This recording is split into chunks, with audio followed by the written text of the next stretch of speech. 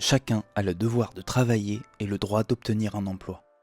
Constitution du 27 octobre 1946. Notre pays compte aujourd'hui plus de 6 millions de chercheuses et chercheurs d'emploi.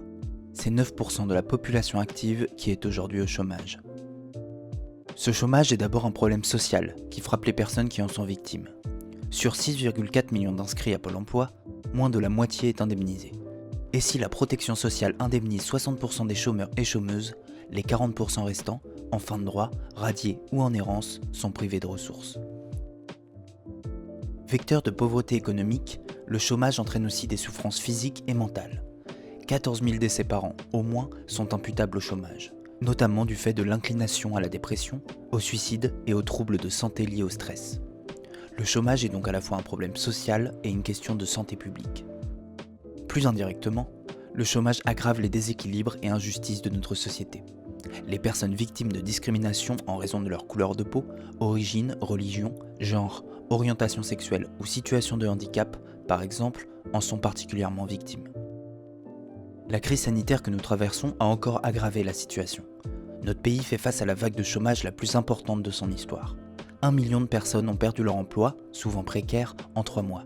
Plus de 700 000 emplois ont été détruits. En Outre-mer, le chômage frappe encore plus fort, avec des taux de 20 à 40% et touche beaucoup de jeunes.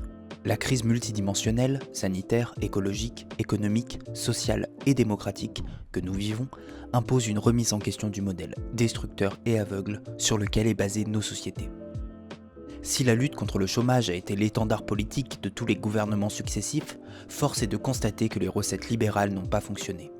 Ni les baisses de cotisations sociales et le soutien fiscal aux entreprises, ni les mesures de flexibilisation du droit du travail ne l'ont fait reculer. Au contraire, le fort taux de chômage du pays sert de menace pour faire accepter aux salariés des reculs sociaux. Pourtant, dans notre pays, l'argent ne manque pas.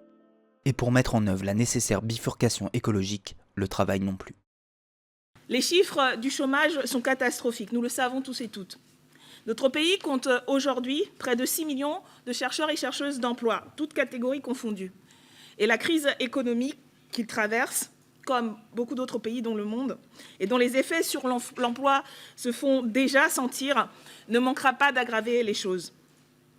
Au-delà de la situation actuelle, et de façon notable, la France compte une proportion structurellement élevée de personnes durablement privées d'emploi parmi les personnes au chômage, proportion qui ne cesse d'augmenter depuis des années. Au 4e trimestre 2020, elle et il étaient près de 2,9 millions. Pour remédier à cette situation, le groupe parlementaire de la France Insoumise, par la voix de ses députés Jean-Hugues Rathenau et Daniel Obono, propose que l'État s'engage à proposer ou à financer un emploi à tout chômeur et toute chômeuse de longue durée qui souhaite travailler, au salaire de base du secteur public ou davantage. C'est la garantie d'emploi. Les emplois proposés ne seront ni concurrents avec le marché, ni concurrents avec la fonction publique.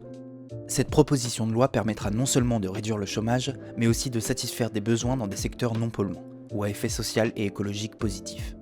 Avec cette proposition de loi, une personne sans emploi depuis plus de 6 mois pourra s'adresser au service public de l'emploi, qui devra lui proposer un CDD, renouvelable 2 fois, avec une association œuvrant pour mettre en place la bifurcation écologique, ou ayant un impact social.